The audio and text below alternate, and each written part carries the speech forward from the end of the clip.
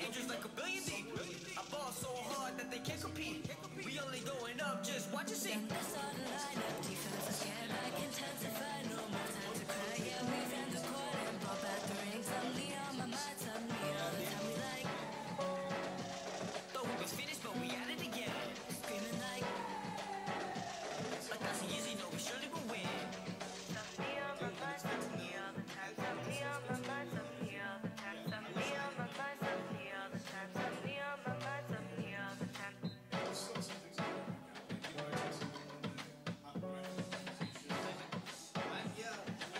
My response was short, but the key point is a little more response about it. Yeah, in fact, you realize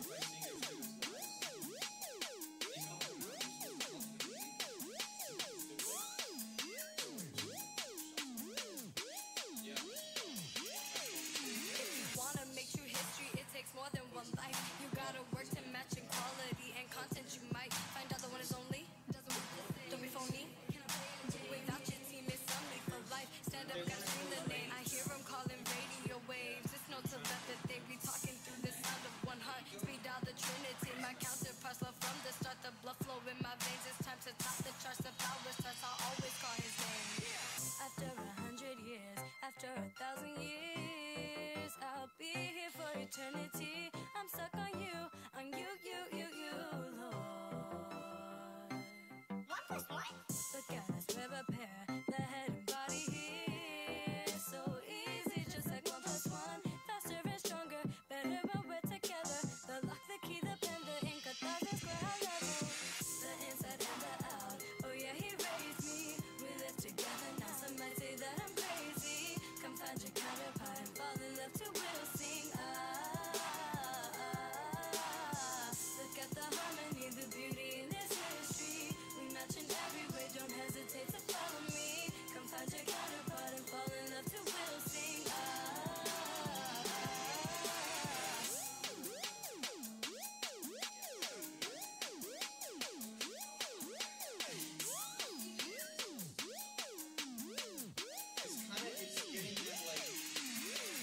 Love is one and it doesn't change. Passionate ones at the top of the chain. Kings of the sky, you know eagle is the name. On love every day, never can and never change. After 100 years, after 1,000 years, I'll be here for eternity. I'm stuck on you, Lord. Look at us, we're a pair, the head and body here. So easy, just like 1 + 1. Faster and stronger, better when we're together. The lock, the key, the pen, the ink, 1,000 square high level. The inside and the out, oh yeah, he raised me. We live together now, some might say that I'm crazy. Come find your counterpart and fall in love too, we'll sing. Look at the harmony, the beauty in this history. We match in every way, don't hesitate to follow me. Come find your counterpart and fall in love too, we'll sing. In the world where love needs you to be one. It's like the earth and the moon, we pair up and it's so beautiful to be in love with you. The inside and the out, oh yeah, he raised me. We live together now, some might say that I'm crazy. Come find your counterpart and fall in love too, we'll sing. Look at the harmony, the beauty in this history. We match in every way, don't hesitate to follow me. Come find your counterpart and fall in love too, we'll sing.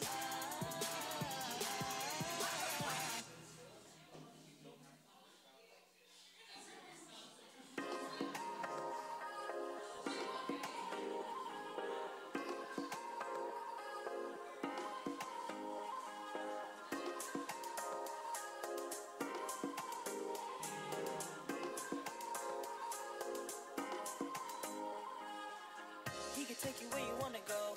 You gotta really show him that you want it though. He can show you where you wanna be. You gotta put in words that'll be unseen. Look, and it's just like that. Take it to the golden city just with a snap. You don't even gotta trip, no, we got your back. All you gotta do is sit back and relax. There's this love between you and I that is so strong. I don't wanna ever lose it, then I'll be alone. But if I leave his arms, I wonder I'll be sitting all alone just to ponder. Make up your mind and act as you should. I'ma show you we can be the greatest duo that ever stood. Living with the Lord every day is like my paradise. If you leave your worries and concerns to him, you'll be alright. Really wanna live with happiness and hope. You gotta live with the one you love the most. And don't forget that even on darkest roads, just find the Lord and grab your heart. Control your deeds. A pretty paradise right from the start. Oh, oh. Paradise. All the night brings darkness. You're like the sun, yeah, you always shine so bright. And I can't wait to see you, cause you are my only paradise. Together we're the greatest. Just like the moon and the stars, you light the night. And I can't wait to see you, cause you are my only paradise. Weather's fine, the temperature's cool. 7 on earth, cause I'm with you. Ain't nothing better when we live forever. When we make ourselves to be one true love. Birds of a feather flock together. And it's just like that. Give you my love, cause I don't hold back. Call me your love, cause I know you got stacks. This love is real, cause we got it like that. Sandy walks on the beach, summertime. Feel the heat, that's a love paradise. Holding hands, cool breeze, cloud 9. Make heaven together with you and I. Sandy walks on the beach, summertime. Feel the heat, that's a love paradise. Holding hands, cool breeze, cloud 9. Make heaven together with you and I. Hey. You wanna live with happiness and hope. You gotta live with the one you love the most. And don't forget that even on darkest roads, just find the Lord and grab your heart. Control your deeds. A pretty paradise right from the start. Oh, oh. Paradise. All the night brings darkness. You're like the sun, yeah, you always shine so bright. And I can't wait to see you, cause you are my only paradise. Together we're the greatest. Just like the moon and the stars, you light the night. And I can't wait to see you, cause you are my only paradise. He can take you where you wanna go. He can take you where you wanna go. He can take you where you wanna go. He can take you where you wanna go. He can show you what you wanna know. He can show you what you wanna know. I have realized I'm not alone, because living with you is like my paradise. All the night brings darkness. You're like the sun, yeah, you always shine so bright. And I can't wait to see you, cause you are my only paradise. Together we're the greatest. Just like the moon and the stars, we light the night. And I can't wait to see you, cause you are my only paradise. All the night brings darkness. You're like the sun, yeah, you always shine so bright. And I can't wait to see you, cause you are my only paradise. Together we're the greatest. Just like the moon and the stars, we light the night. And I can't wait to see you, cause you are my only paradise.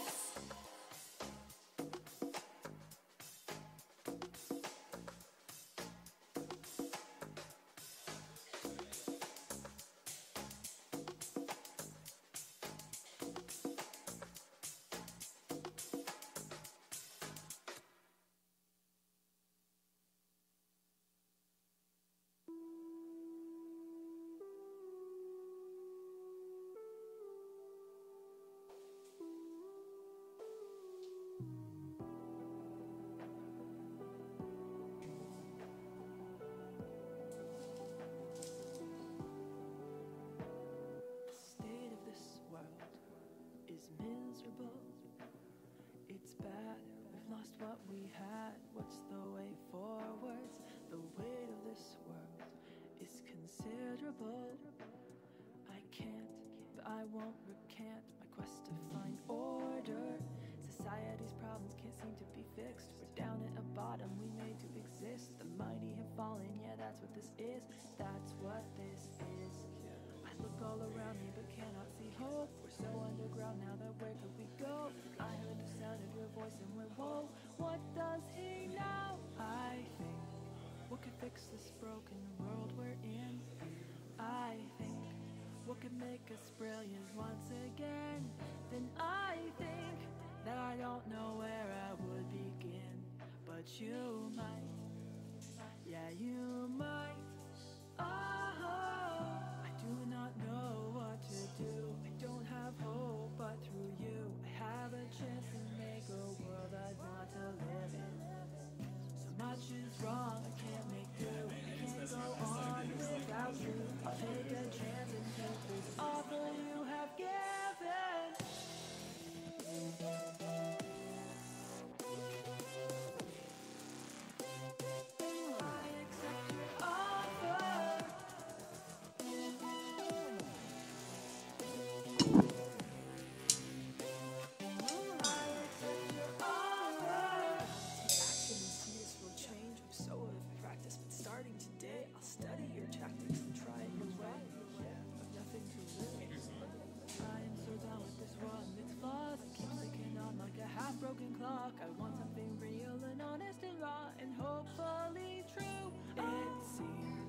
Let your methods work where mine have failed. It seems there's a chance that justice might prevail. In my dreams, which had seemed so far beyond the pale, could come true. Maybe this world can be renewed. When I don't know what to do, I still have hope because of you. Led me this far, and for that I'm truly thankful. So where you go, I'm with you, because I know you'll push through. And if it's hard, hope is worth enduring pain for.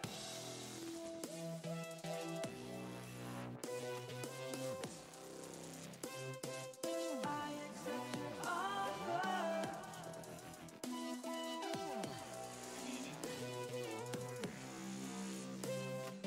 I accept your offer. Lasting some task I can do that won't fade away like a transient view. I'm done with this world and its absence of truth. I accept your offer. I want something lasting, some task I can do that won't fade away like a transient view. I'm done with this world and its absence of truth. I accept your offer. Listen for that.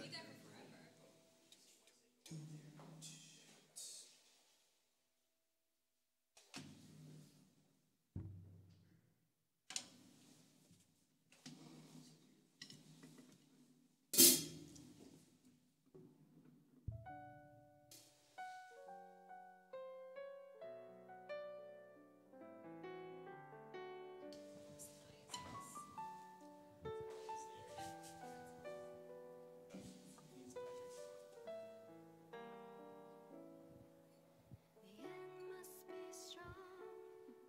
Tightly I will hold on, exerting all of my effort, trying hard not to falter nor waver.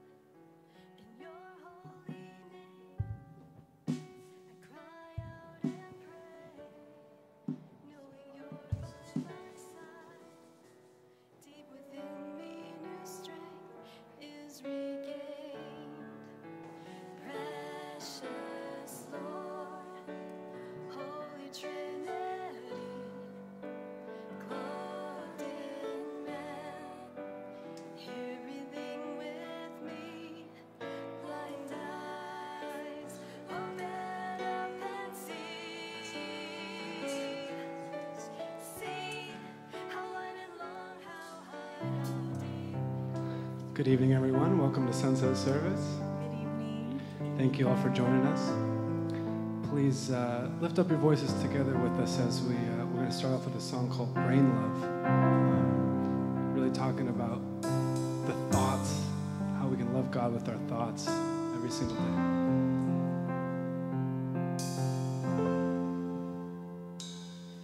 In my mind,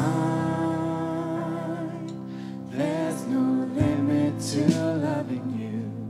There's no limit to loving you. In my mind, every day, I can live in love with you. I can live in love with you every day. Oh, why do people chase love that runs away? When will they see it's not true? There's a love that's pure, that's worth so much more. When will they see the essence is you? All day, all night, no matter where you are, no matter where you are, all day, all night, everyone, in a million different ways, in a million different ways, can feel this love. Oh, whether you're young or old, this is fire.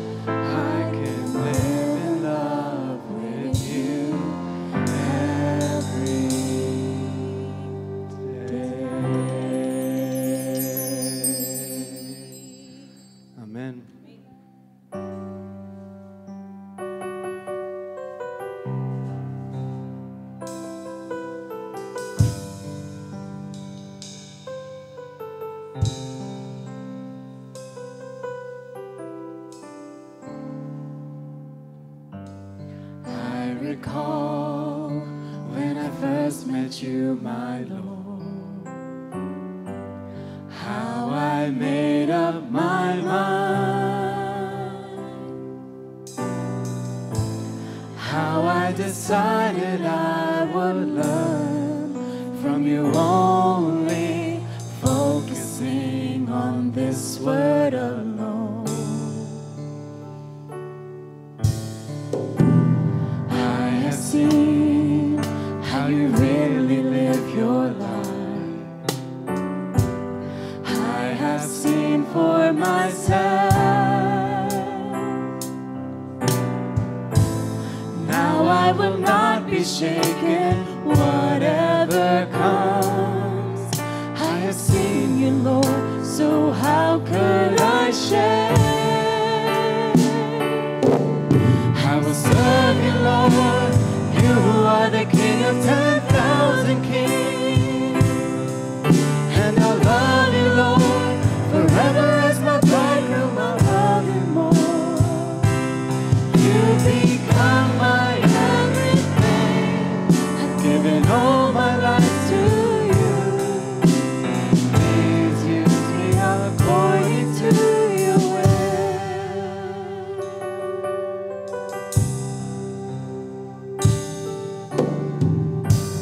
When I saw the Almighty shine through you,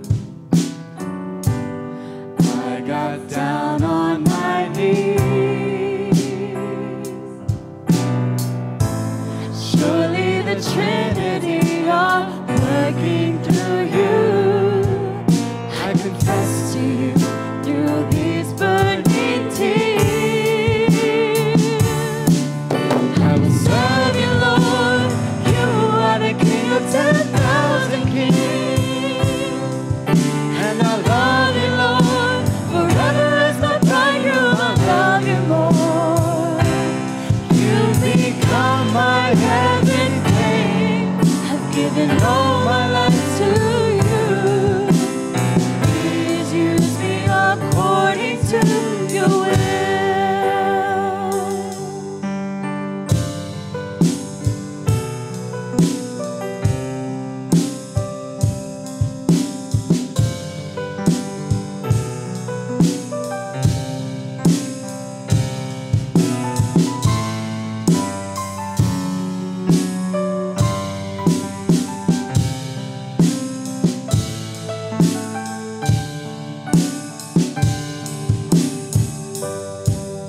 Everything, the work you've done, the word you preach, I can testify that all these things are true.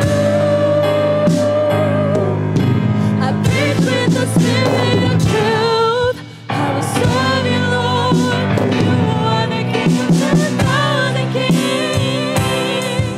And I love you, Lord, forever as my bridegroom. I love you more. You become my everything. I've given all my life to you. Please use me according to your will. I will serve you, Lord. You are the King of 10,000 kings. And I love you, Lord, forever as my bridegroom. I love you more. You're the only one I love. There's no one else, there's nothing more. I love you so, please receive my love. You're the only one I love. There's no one else, there's nothing more. I love you so, please receive my love.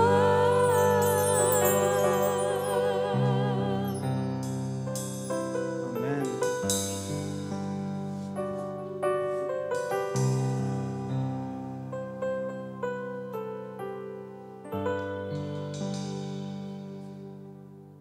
Amen. So this last song titled I Have Seen is really a confession of just kind of like our own testimony what greater testimony do we have than what we've seen in our own life, what we've seen in the lives of those around us, what we've seen through, reading God's word. So let's keep those things in mind as we lift up this song to the heavens. I'm a witness to the truth. This I testify. There's no one else around who's seen as much as I have seen the way he loves, all his heart offering, and I promised I would tell the world these things. He keeps his word until the end, so listen to him speak. You won't be disappointed, for his words and actions mean. I can't help but cry out to those with veiled eyes. I'll cry out forever, for I have realized I have seen what the kings of old longed to see. With my own eyes, I have tears shed for history. Here I stand, let my life be the proof. For as long as I have breath left in me, I will sing of all the things that I have seen.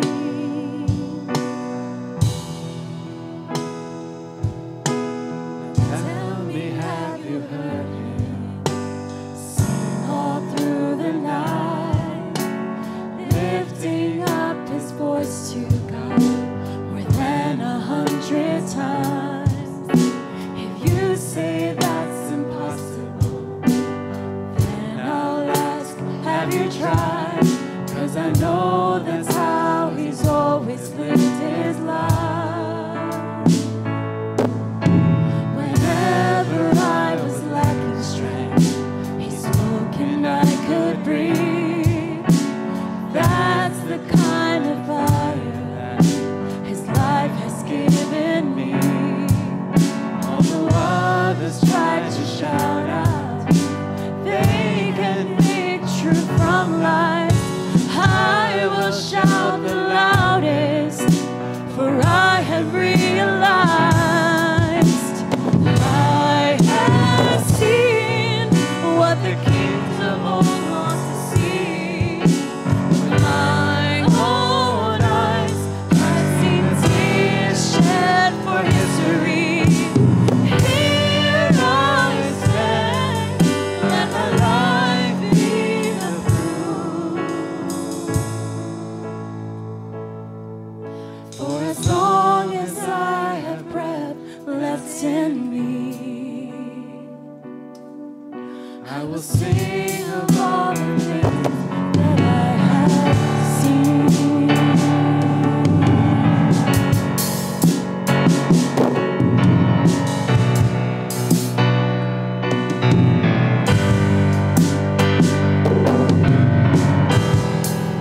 I encourage you all, if you don't have one already, to kind of formulate what's your testimony, what in your life has changed since you encountered God's words. So if someone asks you, why do you believe what you believe? You have an answer to give them. I have seen what the sages once yearned to see. Until I die, I will run, making history. Here I stand, I cannot be moved. For as long as I have breath left in me, for as long as I have strength left in me, for as long as I have a voice to speak,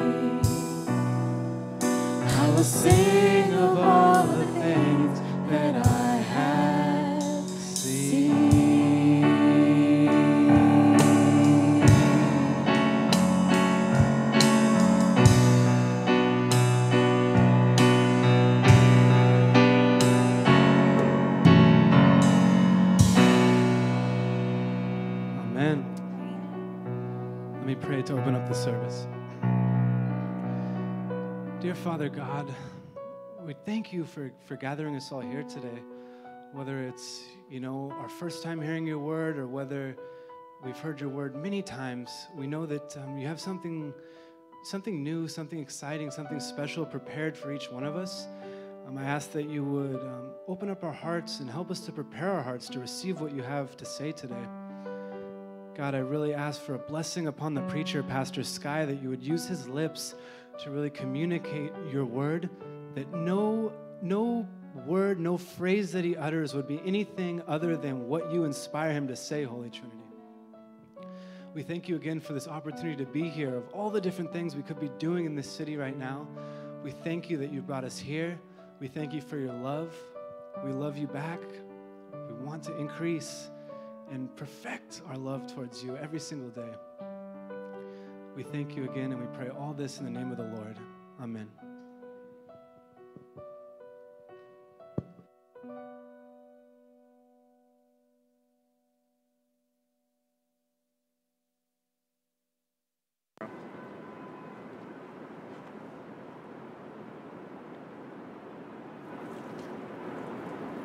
This is me watering my faith.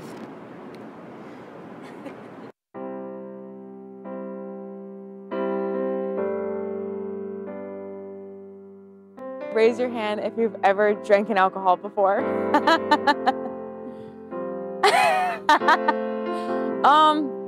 I don't know if that's appropriate or not, but we're going with it because this is real life. I already shared about my story about how I came to church and how I, started learning about God, learning about the Bible, like really putting it to practice in my everyday life, and just like we're sitting out here and like all these clouds and this dope backdrop, and like the city is so cool.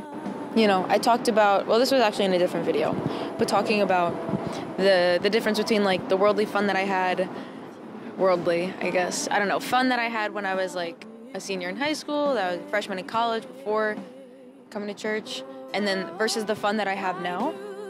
And it's totally, I mean, not totally different, because, I'm never like the one to be like, oh, like, you don't need alcohol to have fun.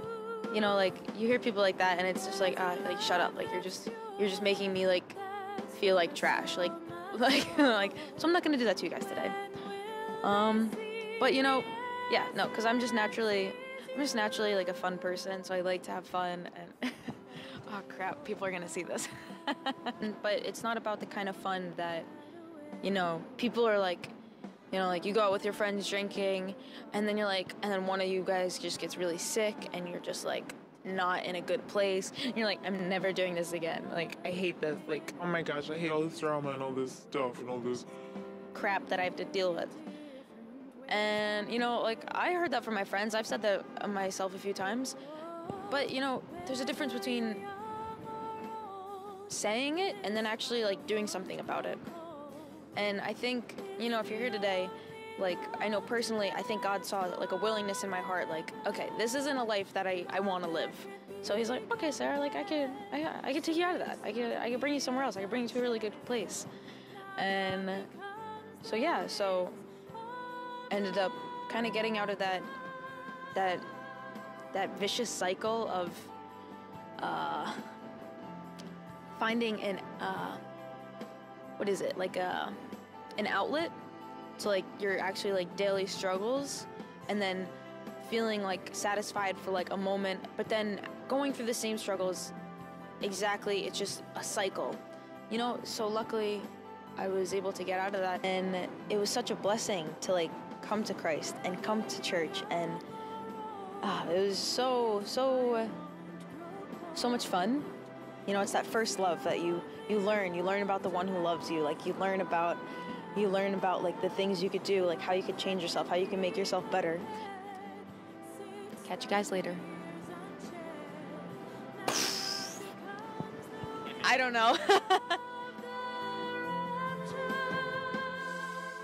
Sarah, oh, there I am. Good afternoon, everyone. Welcome to another round of our sunset service. Why, you may ask, why? And at last, the sun is now actually sort of setting at this point. It was also setting in the video, if you noticed. So very, very appropriate. My name is Patrick. I'll come up with something else other than high school teacher by week and minister by weekend, but that's really what I am. And oh boy, like grades are due, so I was grading so much all week. I was having a tough time. But then I had a really good time filming with Sarah yesterday. And I was appreciative of her testimony too. You know, like halfway through it, a couple of crazy things happened, but halfway through it, you know, she kind of got stumped because she was saying like, you know, oh, like, you know, I really want to testify about how like, you know, I didn't need to like really party anymore or like this, but like, I don't know, like, it's not like, you know, drinking isn't fun or something, or partying isn't fun. It's not like that. And I was like, you know what, you're right. Like, you can't just say like, oh, that stuff is not fun anymore, because that's why a lot of people do it. But then I was like, but you know, Sarah, it's probably because like you recognize that, you know, there was something in you that was like missing. And then, you know, when you found this church, it kind of like, it resurrected you, it changed you, and then you no longer had that hole there. So those things could still be fun, right? But it's like you no longer have that need, or as Sarah said, that outlet. And you know, Sarah's following in good footsteps. I always like to bring it back to the classics, of course, being that's what I studied. But I won't go that far back. Instead, I'll go back to the dividing line between the classical era and the medieval times. They said that the first autobiography ever written was actually written by a man by the name of St. Augustine. He wrote the first considered traditional Western autobiography. And if you know Augustine, especially in Catholicism, as implied by the name saint, you know, he's looked upon as a saint, and he was a really smart guy. He knew like Latin, he knew Greek, he knew a bunch of languages, he was wealthy, he had everything. But the thing about him was he loved to party. You know, like he was probably like that college frat boy back in the day. Like he just, I mean, I don't know. There was like the academy back then, I guess, but like he would have been going to like those symposiums, talking about philosophy, like, hey, you know, pass the wine, like, yeah, like, so he would have been like that. But he eventually came to Christianity, and he had a very interesting way of describing how it happened to him. He said that, you know, his mom would always be on him about like his lifestyle and stuff. She was worried about him. And at one point, like, he was so annoyed by his mom, like, watching over him, that he kind of boarded a ship secretly, and he set sail, and his mom realized that he was on the ship, and she was, like, running on the docks, but he was like, bye, Mom, like, see you later. And he eventually went to Rome. But while he was in Rome, he couldn't stop thinking about, like, the Christian doctrine, the Christian philosophy, and it was really intriguing to him. It was different from all of the other ones that he studied. And so one day, he was having a dream, and he had a dream where he walked out like into his little backyard area, and you know he opened the Bible and he put his finger on a verse, and man, I wish I could remember that verse now. But that verse that he put his finger on, it like really spoke to him. It was like what he needed to hear, and then he woke up, and then what he wrote in his autobiography was, he was like, for a while, I had thought about becoming Christian, but it was too comfortable to be asleep. And he said that coming to Christianity was like getting out of bed after a very good long sleep. You don't want to get up. It's comfy. Like it's so nice. And then like Christianity is like he was amazed by the doctrine, he was amazed by everything, but he knew it meant he had to make like certain changes. Like to really get to know Christ, to get to know God, his lifestyle would have to change a little bit. And so he was like, but I don't want to get up. Like, it feels so good, it's so warm, you know, it's cold out there, I don't want to get up. But eventually, you know, he did. And so when I heard Sarah's testimony, I'm like, oh man, like Sarah's following in some pretty good footsteps here. But So for us today, the title of the sermon today is The Gospel of Love. And I think our little hook here, especially at this church, we're a growing ministry, our hook is, you should learn something different, something new, something you didn't know before. And, if you're not religious at all, it might be exciting because it's something maybe different from what you're used to hearing at other churches. And if you are, then it could almost be like you have to get back up out of bed again. If you've been comfortable with a life of faith and haven't really been thinking about certain issues, it might feel like you once again kind of have to get up. But that's good if you feel that. It means like God is talking to you, he's calling out to you, and he wants to really take your faith to the next level. All right. So with that being said, the title is The Gospel of Love, and I would like to welcome up for our sermon today, none other than Pastor Sky. Oh, give him a hand.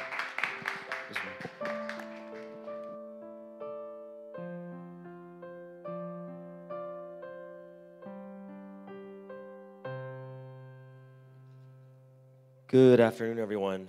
Good afternoon. So welcome, everyone, to the Word Church. I'm very happy that everyone's here today. It's an exciting day because, it's an exciting day for me because I get to preach a sermon, right? And it's an exciting day for you guys because you get to hear the words of God. Now, today I have a very, very interesting topic, and it's the gospel of love, okay? And I'm going to start with a very, very serious question. But, I was going to actually make a joke before, but then when Darren prayed for me, he says, let every single word out of my lips come only from God. So I'm like, oh, can I make a joke then? I was like, I got a very serious question. Red or green M&Ms, right? I was going to say something really dumb, right? But then after Darren prayed, I was like, oh, man, maybe I can't say that. But then I thought to myself again, I thought, probably God has a better sense of humor than me, right? So if I really thought deeply, I could probably get a better joke. But I didn't. So I'm going to go straight into the question. I didn't get a better joke, so so you got to bear with me right now. So I'm going to have a very big question for everyone here, okay? The question I give everyone here today is this. Are you satisfied? Or is it enough? Okay, now I'm not talking about life, because, that's a really it's too vague and too general, because, you can start any sermon like that, and, of course, everyone's going to be like, no, I want more, whatever it is, right? But I'm going to talk about faith, or I'm talking about the gospel. Are you satisfied with the gospel, or is the gospel enough for you, right? Is it enough that Jesus died on the cross, right? Is it enough? And the answer I'm going to give you today is it shouldn't be. As crazy as that sounds, I'm going to say it shouldn't be enough and you shouldn't be satisfied with it, right? See, the one thing I want everyone to do today is I want you guys to really think about the gospel and think about what you've been believing in, or the reason that makes you believe, right? Or the reason that says, oh, this is why I'm here. And I want you to think about the first step you ever took when you accepted the gospel all the way to where you are right now, and look at yourself and say, okay, now, from the very beginning, there was this power, this first love, this great, it was amazing. And I was like, going to church every single week. And then as time went on, what happens? As time goes on, that feeling kind of dissipates, right? And your faith kind of grows stagnant. And you kind of start to lose that feeling you had before. And you wonder to yourself sometimes, was I really that far? What did I see in the gospel? Or what was so satisfying in the past? What was so satisfying? But now I'm here at this position, and it almost feels like it's not enough, right? It's almost like kind of thinking about a house, okay? So whenever, there's lots of houses you build, but whenever you look at a house, there's three things you have to think about, right? The first thing you have to think about is, the house, what about the house is, when was it built? Right? Because you want to look at how good the house is. When was it built? What was it built with? How was it built? And what was the cost? Right? That's when you analyze a house. You say, oh, this is a good house, or this is a bad house or a good house. Right? The gospel, too. I want you guys to start analyzing the gospel also. So the first question I give to everyone here is, what does gospel mean? Besides good news. Right? What does it mean? Gospel. What does that mean? Because the number one answer I've heard is the words of God, right? The words of God. So when you hear about the words of God, it's like, oh yeah, it's about the words of God, isn't it? But if you think about it even more carefully, to make it more specific, the gospel means what? It means the words of God at each time.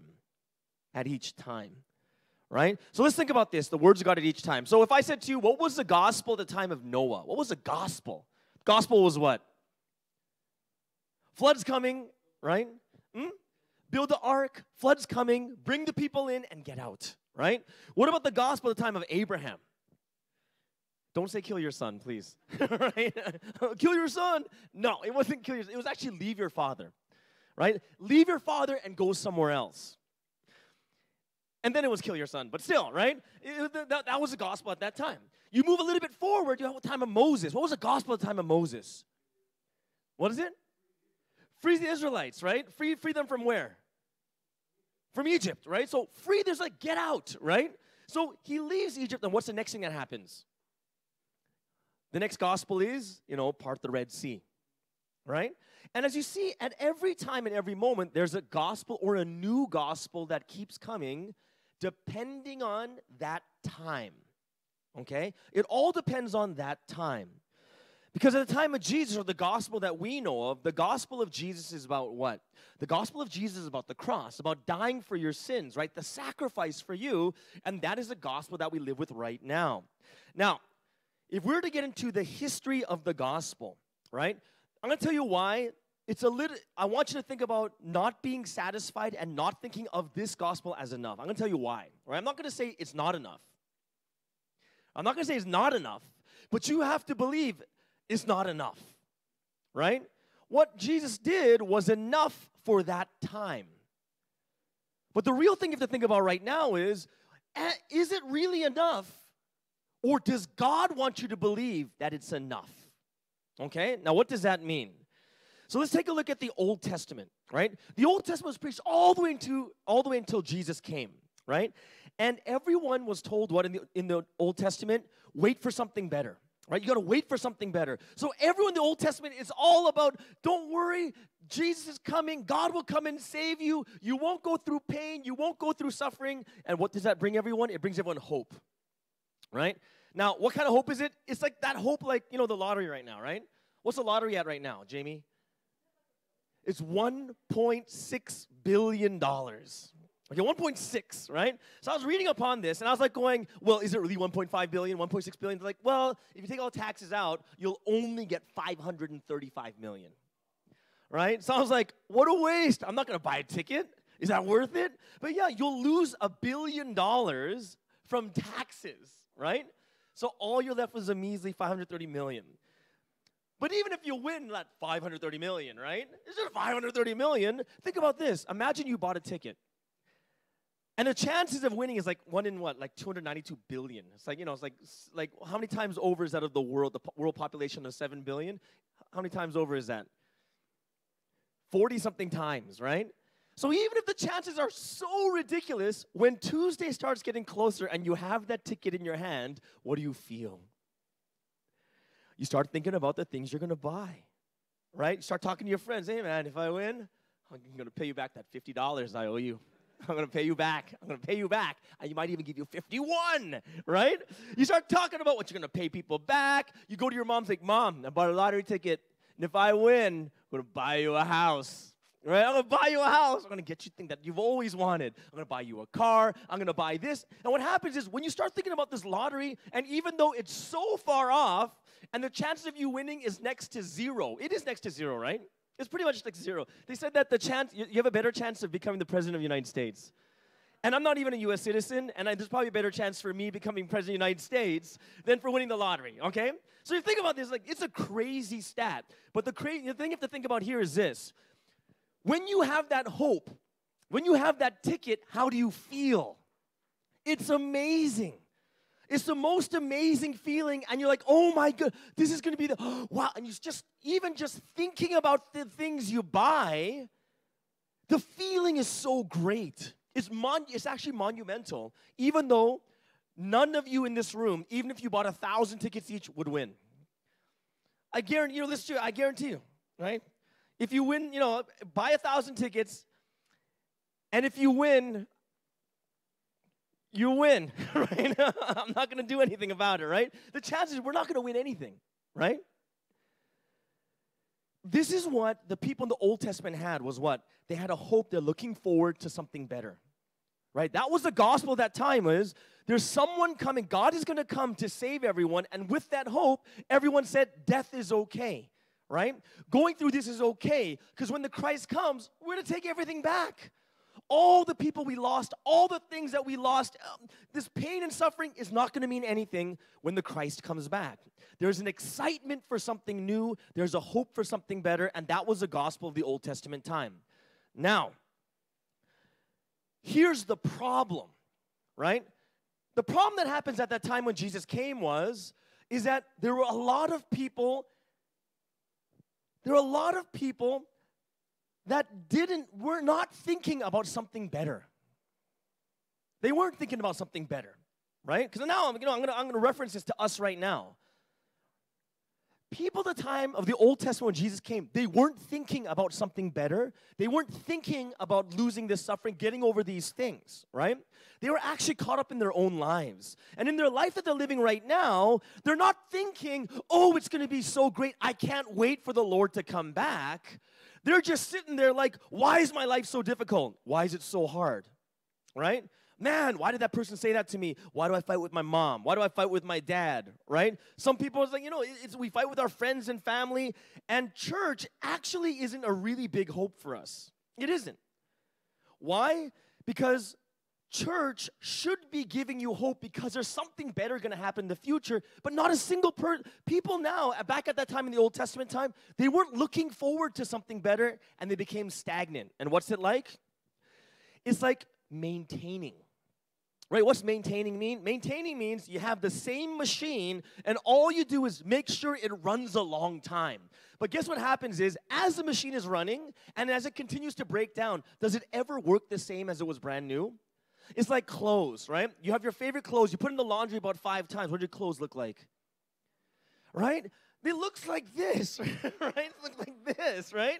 Like, darn it, right? Why is it always wrinkly on the bottom, right? It's like crazy, right? Like, oh, I can never get this crease out. I don't know what the heck's going on, right? You have new clothes, and when you wash them like 5 or 6 times, they're never new anymore, right? And that's why sometimes, I do this sometimes, is you don't want to wash it. Because it's like in perfect mode, right? It's like, oh, okay, well, I didn't sweat that much today. I just played soccer, so, I'm going to hang it back up here, and I'm just going to Febreze it for a bit, right? Put some cologne, some perfume and stuff like that. Oh, what's that? No, that's not a sweat mark. No, it's okay. No one will notice it, right? And we keep those things. It's crazy, right? It's with shoes too, right? You have shoes, right? And what happens is, after a while, these white shoes turn into like off-white brown with smudges on the side, and you sit there and, you try to wipe them off to the point that you kind of give up because there's just too many smudges and just doesn't come out, right? And you think to yourself, I could buy some new ones, but I probably have to win the lottery for that, right?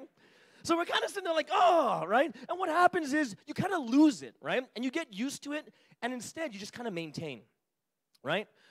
What God is asking from us is not asking us to maintain faith, right? Because maintaining is keeping the same machine.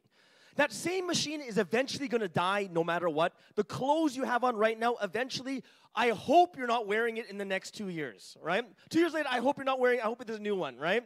Please pray for me to win the lottery, okay? Right? So what happens is you're going to hope that, you're not going to wear it because it's just not going to last, right? Which means what? You need to replace it. But by that time, what if you have nothing to replace it with? What God is asking us from your faith, what does it mean to keep hope? What does it mean not to maintain is you need to upgrade. You got to keep upgrading the machine, right? The machine itself has to upgrade, but instead you keep the same machine and all you do is maintain it, right? Put a little bit of oil in there. Oh, it's a little smudge, and just get like that Tide stick and just kind of wipe that Tide stick right there until it comes out, right? That's what we do. You have to make it new, right? This is where the hope comes in. This is where you're seeing something in the future that was never seen before. People in the Old Testament time were constantly told that a new gospel was coming. Right? You gotta think about that. A new gospel, which means new words for that time. A new gospel of love was coming, and it will be so much better than what you have right now. And then Jesus comes, and very few people actually believe in him. And that new gospel comes, and what happens to people? Because they weren't really looking forward to it, they thought that what they had was enough. And they couldn't accept the new thing. Now, my question to you is, what does it have to do with right now? What does it have to do with right now? What does it mean you can't be satisfied with the gospel you have right now? What does it mean you can't be satisfied with the gospel of the cross? What does it mean you can't say it's enough that Jesus died for you? Is that enough? And the answer is, it was enough for that time. So my question to you is, does God say there's something better coming or not? That's a question you have to think about. Is there anything that comes after Christ, right? And the answer is yes.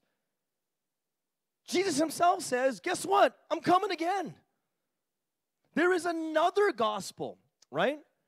There is a new gospel a new time that is greater and better than what you have right now. It's something to look forward to, right? If you have something that you're looking forward to, you're so ready. You're prepared. You want to do something, right? It's like, what is the one thing everyone looks forward to the most? Is like that first date with that guy or girl, right? That first date, like, oh my goodness, and you have such hope in it. It's not like you're gonna wear like your sweatpants and a tank top with slippers, right? When you meet this person on the first date, what do? You look for that shirt that looks brand new, but it's not, because you Tide-sticked it all the time and you put a lot of perfume and like cologne on it. You take that shirt out, he's like, oh, this is it, right? And you put that on, you look in the mirror, and what do? You say,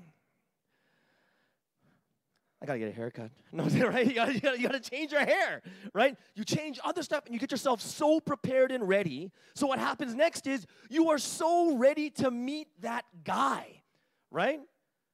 You get yourself ready more than anything else.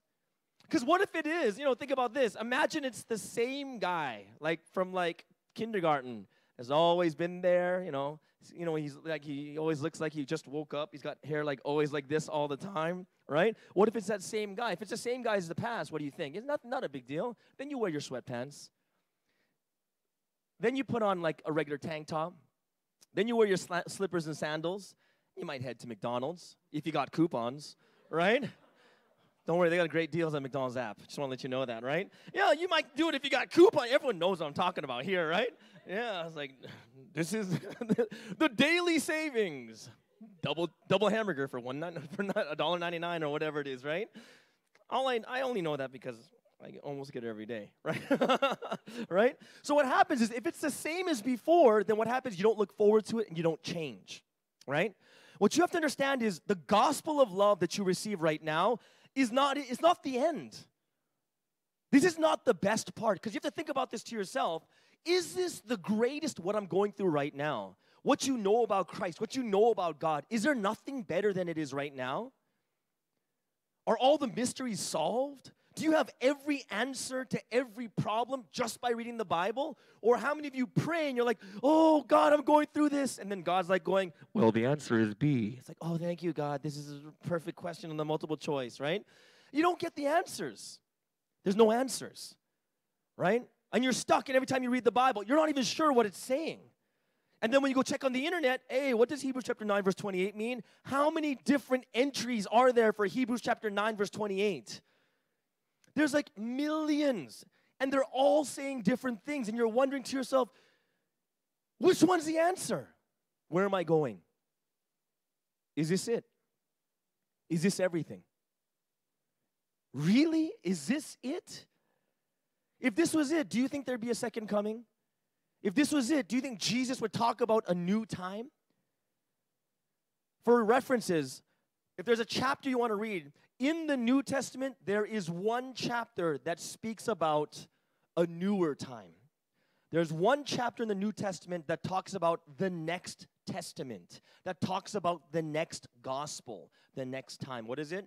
For your reference, it's Revelation chapter 20. Revelation chapter 20 is the one chapter that speaks about the next gospel or the next time period.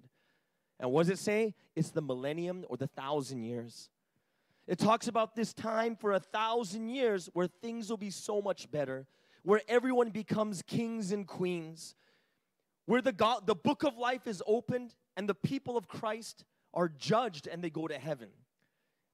It's the only chapter. Everything else refers to what's happening at the time of Jesus, but only Revelation chapter 20 talks about the next time. It says they're the next time. And you know what? What's even crazier? There was actually a hint from the Old Testament. There was a hint from the Old Testament that the time of Jesus wasn't it, that there's another time to look forward to. We're going to take a look at this scripture today. It's Isaiah chapter 54, verse 5, right? And look what it says here. This is from the Old Testament. It gives us a hint of what things are supposed to be, right? And in Isaiah chapter 54, verse 5, you look at the screen, it says, "For your husband is your maker, his name is Yahweh of hosts, and the Holy One of Israel is your Redeemer. He is called the God of all the earth." Now the question here is this: how the heck is this a hint that there's a second coming? How can this be a hint? Why? Because when Jesus came, he says, if you believe in me, what do you become? You become sons of God, right? And the girls might think it's unfair because I don't want to be a son, but back then, you'd want to be a son. Trust me on this one. Back in the time of Jesus, you want to be a boy. You want to be a son, right? You want to be the firstborn, where half the inheritance goes to the firstborn and the rest of the children split the other half. You want to be the firstborn son. And Jesus says, if you believe in me, you're going to be a son, right? So you're like, okay, well, wait a second. In Isaiah, what does it say? It says, it's not about being sons. What is your maker supposed to be? Your husband. Your husband is your maker. That's the end goal, the end game. You know what I mean? So we got some kids in the back, right? The interesting thing, I love kids, but you always know when kids have like an end game, right? So it's like, Daddy, I love you. He's like, what do you want? What do you want, right? Daddy, you're so handsome. And Daddy, you're so tall compared to me. Daddy, you, good, right? And these kids will say things to their dad when they finally realize the power of the words, Daddy, I love you. And when they realize the power of those words, they'll use it for everything. And you know what? The crazy part is, it works every time. It doesn't make a difference. There's an end game, right? The end game isn't to tell your dad, I just love you. That's not the end game, however much we wish. Why? Because, adults still do it too to their parents when we need something sometimes. Like, Mom, you've been such a great mom. And I don't know what I'd do without you. I probably wouldn't even be born. And she's like, no, it's true. You wouldn't be born if I wasn't here. It's like, I know, and that's why I'm so moved, right? And you want something. There's an end game, right? You got to think about this, right? We all have an end game in our minds, and it's something much further ahead, and that's why it's worth to try and say, Daddy, I love you. Chicken fingers? Right? You got to think about this, right? That's the thing. We have to realize there's got to be an end game, because if there isn't an end game and it just ends there, then we're not sure what we should be doing at that time. And you know what? To be honest, it gets to a point, think honestly right now in your life of faith, there's a point where it's not enough. There is.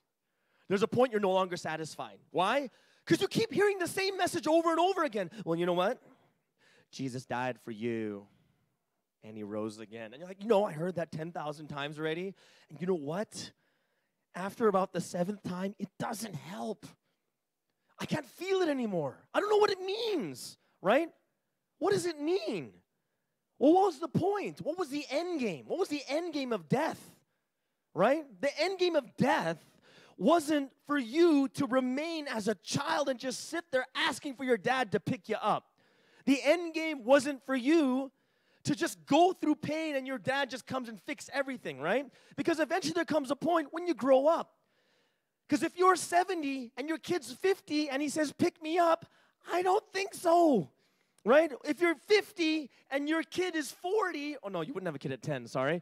If you're 50 and your kid is 30 or 25, right? What you're gonna pay all their debts off because they spent their credit cards, right? So Alexi, I met him last week. You want to live with your kids until they're 40 and 50? Oh yeah, you can't say it out loud. All right, they're right there. All right, they're smiling at least. Right, they didn't get it. It's okay. All right, but honestly, There's an end game. The end game isn't for your kids to stay as kids. The end game isn't for them to take care of them all the time. The end game is for them to grow up, to raise them and say, these are the people I raised, right? So they too will get married and have a family, and they'll be happy. And there'll be people that will be satisfied with life. There's an end game beyond what we have right now.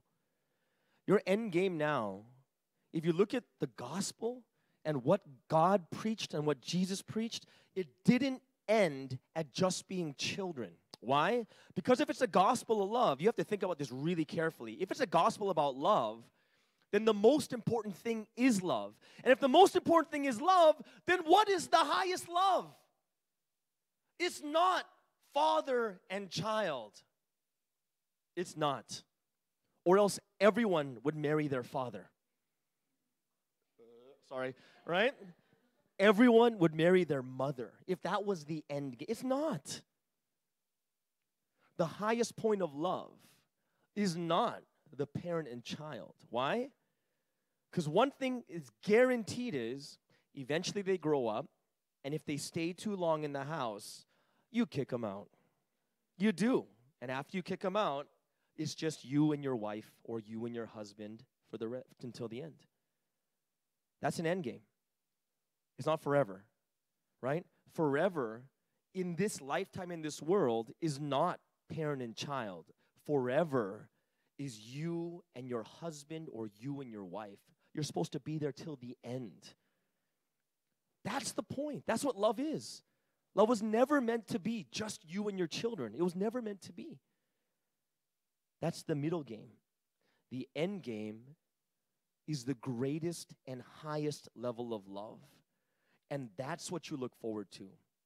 Because none of us look forward to living with our parents. But by the time you're 18, how many people have moved out by the time they're 18, 19, out of their house? Right? Okay. Just the Asian stayed at home. That's okay. That's normal, right? Yeah, for me, I moved out at 19. I moved out of my parents' house and went to my uncle's house. Still moved out, but hey, right? I went from my parents' house to my uncle's house, and it's the exact same thing. My aunt was cooking, and my aunt did my laundry. As crazy as that sounds, right? My aunt's like taking a spoon, putting it in my mouth at 19. Actually, I shouldn't have said that. Okay, right. So, if you think about this very carefully, right? It's not the end game, right? When you move out because you don't want to be there anymore, not because you don't like your parents or you don't love your parents, because there's something greater. There's something better. When God is looking at you and He wants that relationship with you, yes, He wants you to be a child for that time, right? Because it's good for your child who's 3 or 4 or 5 or 10 or 12 or 15 to be your child. That's fine. But the time comes, the gospel with the definition of the words of God at each time is we grow up. And God says, for your maker is your husband. And you have to think about this really deeply. What kind of life is it, right, if you remain a child and the highest level of love you will ever get is between you and your parents? How many people would be satisfying? And the answer is 0. We all look for something greater. What kind of greater? Greater love. If this is a gospel of love, do not be satisfied as a child. Don't be satisfied as a child. Why? Because the good book, the Bible tells us there is a destination, there's an end game that is greater and higher than what we have right now. It's not the $1.6 billion lottery. Well, it is, but it's like there's no taxes. You get to keep everything, right? And we have to realize right now is this gospel of love, right? This gospel is enough for you right now, right? And this gospel is something that we have to say, what does God want? He wants us to look forward to a newer and greater gospel. And that's not wrong. Why? Because that's like the people in the Old Testament like saying, oh no, Moses is enough for me. And when Jesus comes, no, it's okay, I'll stay with Moses. It was never meant to be that way. It was never meant to stay with Moses, right? But who are we waiting for? We're waiting for the same person to come back. We're waiting for the Christ. And He comes again and He says, we have to move on. You can't think and live the same way, in the same machine you had in the past, and just keep maintaining it, because eventually it busts. It breaks down. That's what happened in the Old Testament for people who didn't follow Christ. And it'll happen again for those who don't follow when the Lord's second coming comes. There's 1,000-year coming, 1,000-year, just this, they call it the wedding banquet. But this is something that you have to look forward to and prepare for as the greatest thing. Because there's got to be something better than what we have right now. You can't be satisfied with what you have right now. There is something greater. It's bigger. And it's more powerful. Why? Because it's a greater love. So I hope that everyone here too, as you've heard today's message, I hope that in your minds you've thought about this like a little bit more deeply and said, where am I right now? Am I satisfied, or is it enough for me just to be where I am? Or are you looking forward to something greater? Right? Has everyone ever asked you that question? Is Jesus enough? Like, blasphemy, right? But no, this is Jesus' own words. I'm coming back. Let's get ready. There's going to be something better, right? So look forward to something greater and better. And I hope that all of us here too will not remain as children, but we will look forward to a time when we become husband and wife with God. Let's pray. Beloved God, we're very grateful. We're thankful for all that you've done for us today. You've shown us so many things. You've shown us, Lord God, that what we have right now, is it really enough? Is it enough to just be with my parents? Is it enough just to live with my dad and my mom? But even we know, as beings of love, that just staying at that relationship is not enough. We look for something greater, and we go outside of our house. And in the same way, too, we move to a newer house with our husbands and our wives. And I pray that all of us here too will not stay in the same house, but we will move out and we'll move to the new time and the new age where a gospel will be given once again so that we can live as brides of a new history. We thank you so much for all that you've done. Bless every person here. Let us think deeper about our faith and about our life. And I pray, Lord, that you'll bless everyone so that we can take the first steps. We thank you so much for all that you've done. We pray all these things in the name of our beloved, living Lord Christ. Amen.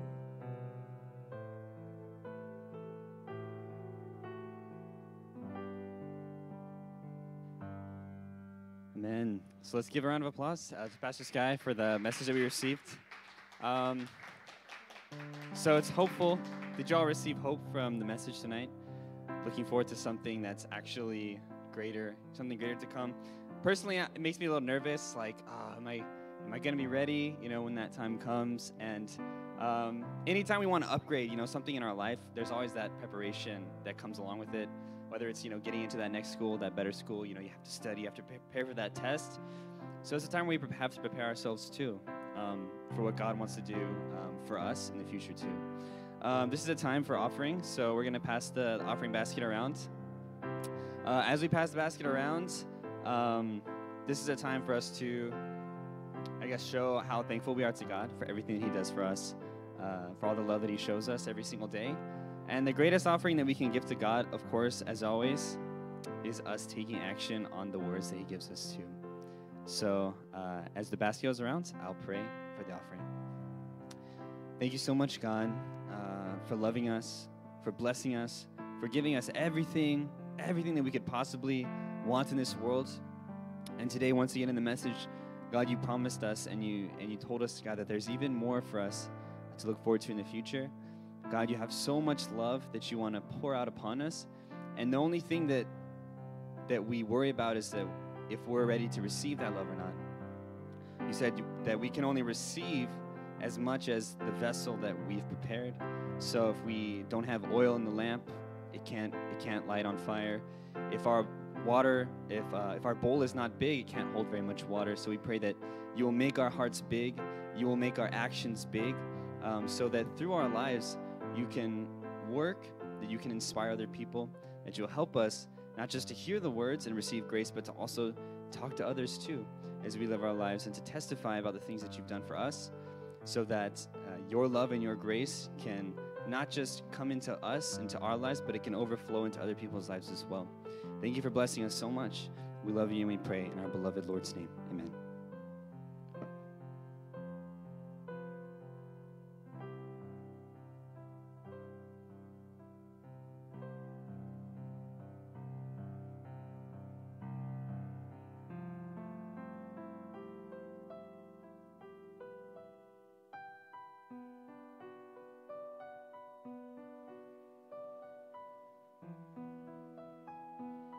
Amen. Thank you, Preston. Thank you, Pastor Sky.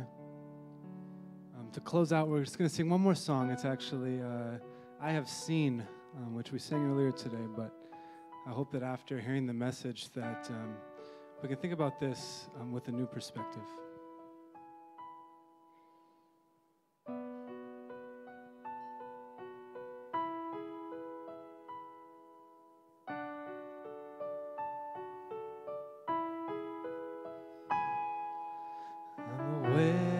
To the truth, this I testify.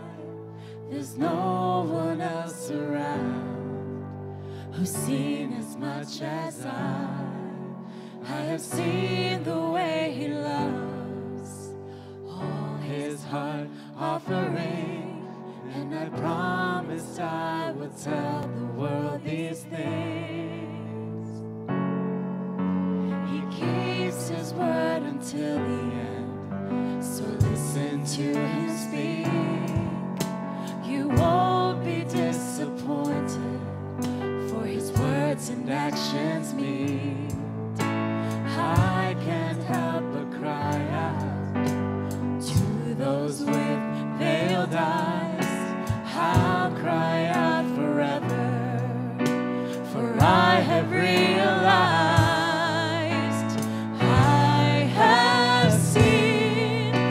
the kings of old long to see. With my own eyes, I've seen the tears shed for history. Here I stand, let my life be the proof. For as long as I have breath left in me, I will sing of all the things that I have seen.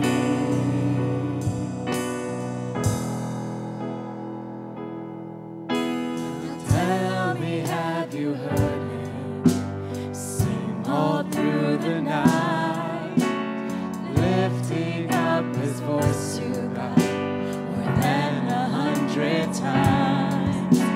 If you say that's impossible, have you tried? 'Cause I know that's how he's always lived his life. Whenever I was lacking strength, he spoke and I could breathe. That's the kind of fire that his life has given me. Although others tried to shout out, they can make truth from lies. I will shout the loudest, for I have realized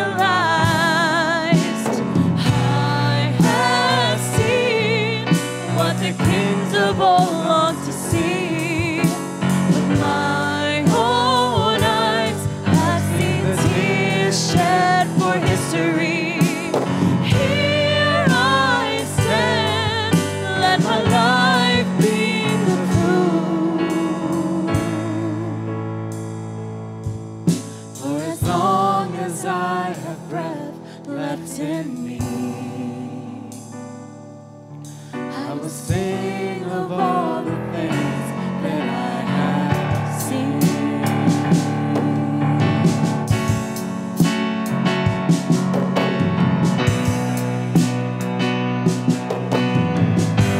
As I was listening to Sky speak, I thought about this song, and it sings about all the amazing things that we've seen, but to think that there's even greater things that God has in store for us. I hope that that really serves as kind of motivation and encouragement and hope for you today. I have seen what the sages once yearned to see. Until I die, I will run, making history. Here I stand, I cannot be moved. For as long as I have breath left in me, for as long as I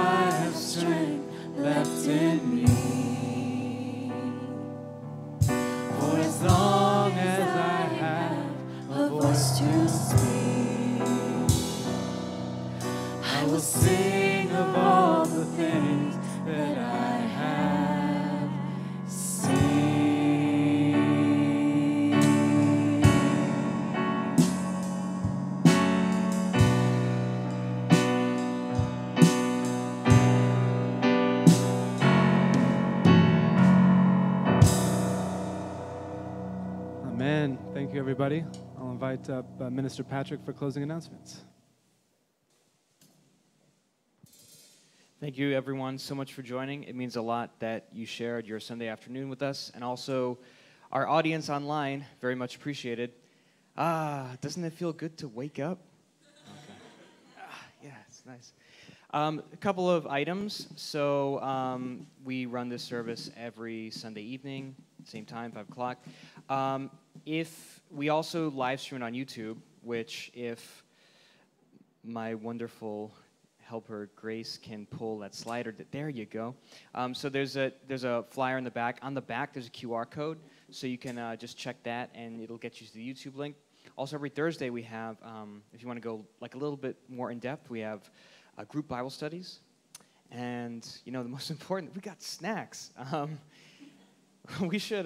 I should mix up the menu a little bit, but it's really good. We have blueberry goat cheese. Sorry to people online. I'm sure you've had it before, but anyway. Thank you once again for joining, and we'll see you next Sunday. Have a great day and a great week. Take care.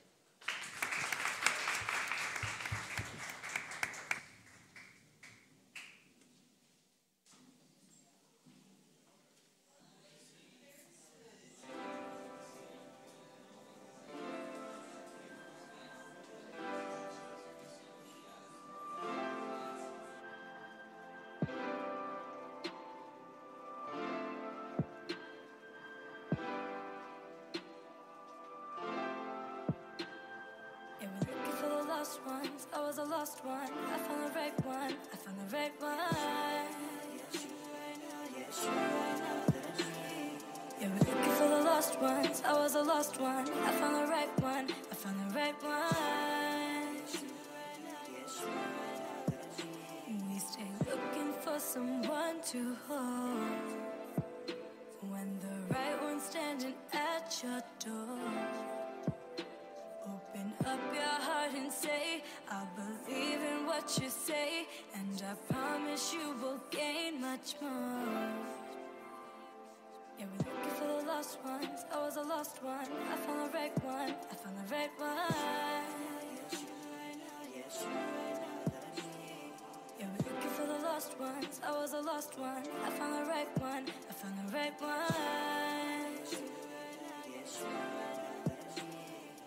10 years of struggle, 10 years of pain, but I'll finally get to see you no more. Just calling your name, and the ones who wonder who, just open up your eyes. He's waiting for you too. He's not a man in disguise. And the hardest cross to bear, but your heart's not what I wear. To think this effort and this love could overcome the dirty stairs. And it's all because of you. Yeah, it's all because of you. Said it's all because of you. Yeah, I need you. Looking for someone to hold when the right one's standing at your door.